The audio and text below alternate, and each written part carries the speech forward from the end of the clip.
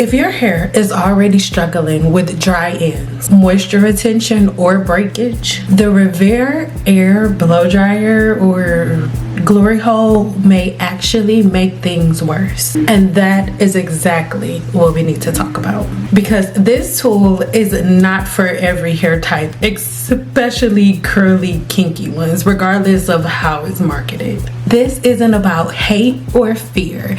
This is about understanding hair and its behavior. The truth is, some hair thrives under tension and some doesn't. And even the group of people whose hair thrives under tension, it only does that for a small period of time. Everything works until it doesn't.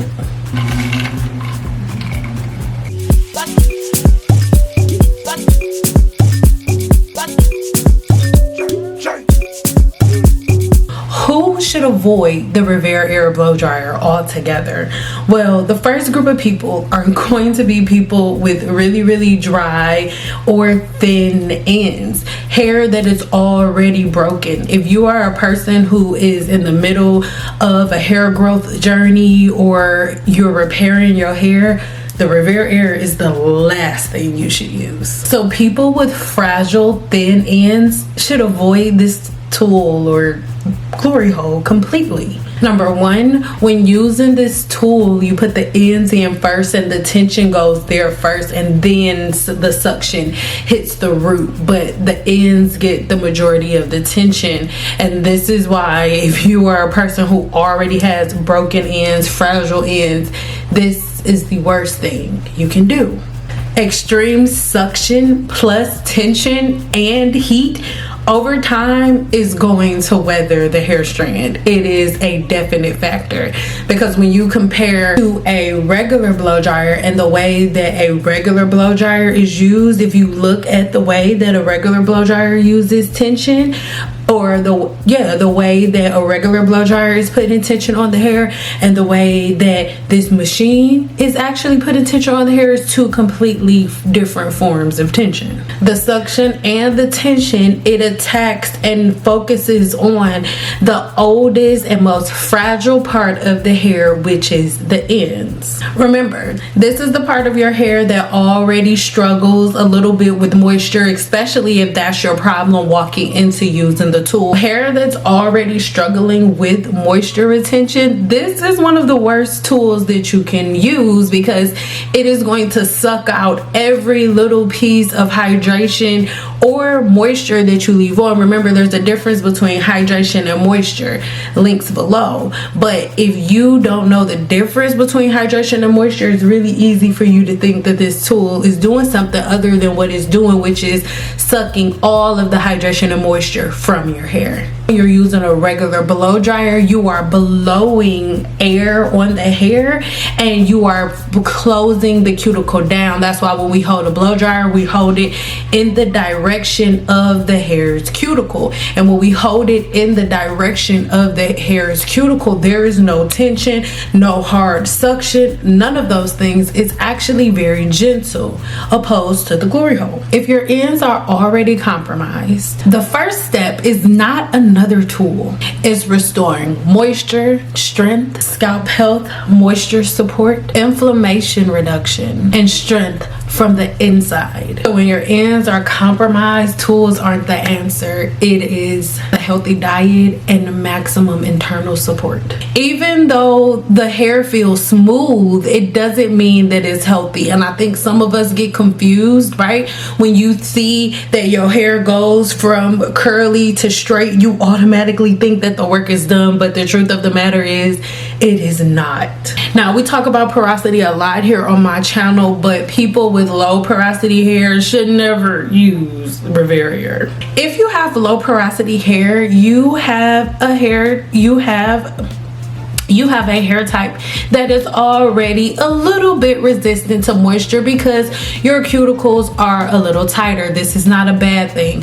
No porosity is better than the other, but when we talk about lifted cuticles or tight cuticles, we're simply speaking of the properties of the hair shaft. None is better than the other. Different properties have different patterns and routines that you are to follow. But let's keep going. But again, remember, smooth hair can still be dry hair. Just because it's smooth doesn't mean it's hydrated or moisturized. So when you have low porosity hair and you use a tool like this, your hair may feel good and soft initially, maybe even for years. Damage shows up weeks, months, sometimes a year later, and it shows up on the ends first. But if you're at home cutting your ends yourself and things of that nature, you think that it's working, where in reality is really not. And the truth of the matter is, most people that swear by this blow dryer don't really use it the way that you would use it and really see if whether or not their hair is being damaged. For example, most people that use it to stress out their twist.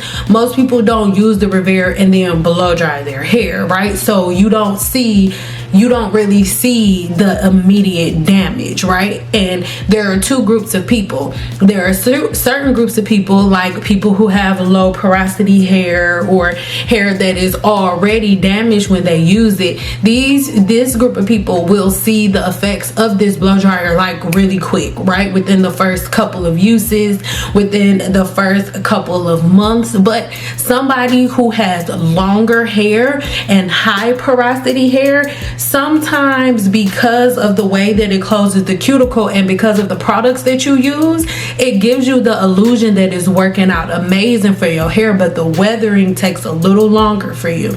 But let's keep going. Pay attention to your ends, and I challenge you to look at your ends the very first time you use the blow dryer, and then you use RevAir, and then keep using it. Don't get a trim, right?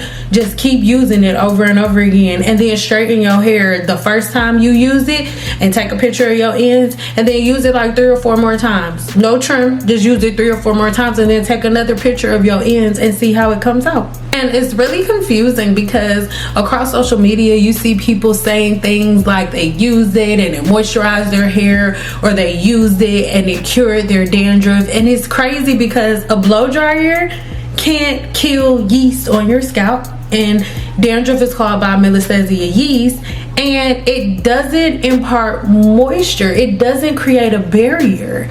So these are things and myths that we have to lay to rest. So remember that your tools do not add moisture, but your routines and your patterns do. And this is where people get everything mixed up and confused. The number one comment that I received in this video here, we're in part 3, really in here.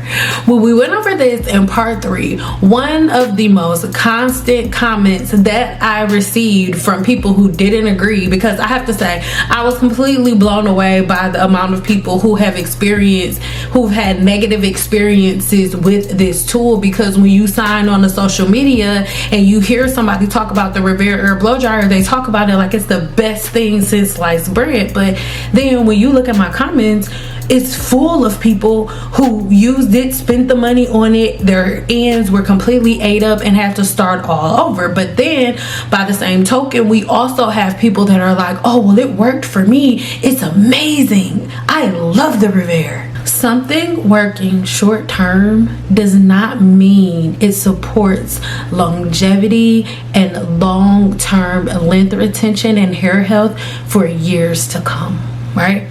And this is the part that most people want to argue about, because most women don't understand the concept of hair weathering. I didn't either before I learned it, right? But hair weathering takes anywhere between 6 months to 25 years to show up. And when I say it takes anywhere between 6 months to 25 years to show up, I mean to start showing any evidence, right? So if I'm talking about on your chest, if it's something like a lotion, oh, it takes 6 months to 25 years for it to show up. That means it may take 6 months to 25 years for you to even start getting one little spot of redness on your chest. It doesn't mean your whole chest just gonna turn into a rash. No, it can take up to 6 months to 25 years to start to show up any type of result. That doesn't mean that it won't happen. And the problem that most black women have, and this one that I used to have when I was in my 20s, right?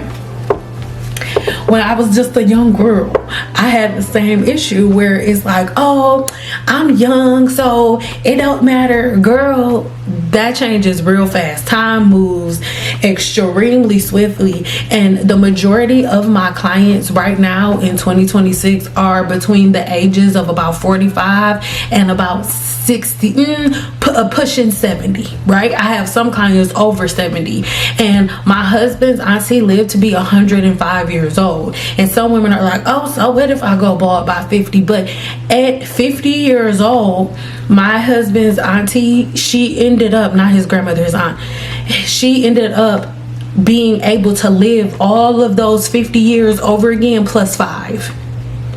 So that's something that I need you to understand. She lived her a whole other lifetime again, another 50 years plus after that first 50 years that she lived. So I know that in your 20s and even in your early 30s, you think you've been doing something for so long and it's working, so mind your business. But I am the girl that tries to tell you things years in advance, and everything that I've told you guys years in advance, it comes to pass. But I'll tell you about 3-4 years before it happens, so you're like, you don't know what you're talking about, and then you don't listen, and then here you go 4 or 5 years and you're in a state of hair loss that can't be reversed. Don't do that. Just sit with it now, lose the offense, and really think about it. So if the ends of your hair begin to change before anything else, that is your warning sign. And not just with the RevAir air blow dryer, but with anything. Most of the time, your ends are going to show the damage first. Why? The ends of your hair are the oldest part, and your roots are still connected to the follicle. It still gets direct sebum flow if you're not blocking the hair follicle with oil and grease. So I know I keep saying this, but remember, if you're in a state of extreme breakage and damage, another tool or a product is not the answer. It's always restore moisture, hydration, and strength, which is why I always start with a routine reset. Always. But the ends are the oldest part of the hair, so to use a tool that encourages you to put extreme suction and heat and all of the other pressure on the actual hair shaft, and you can't see what's going on inside of it, is actually insane. And even though it feels like it's okay, over time you end up damaging the cuticle if you think of it the same way as if you were to take a large straw, a straw that's like the same width and diameter as a kernel of corn, like the same length, and the kernel of corn fits in there but barely has enough, wiggle room in between, and then you stuff it in there. Even though you can't see it with the naked eye, microscopically you are shredding off layers of those kernels of corn as it gets sucked downward. So these are the things that I want you to understand. When we in the hair salon blow the hair closed, we're holding the brush at a certain angle using a really slight amount of tension. Your client should be able to fall asleep during the blowout, and if they don't, you're doing something wrong. But these are the things that I really want you to think about. In my next video, I'm going to break down the exact routines and mistakes that make this even worse. So stay tuned.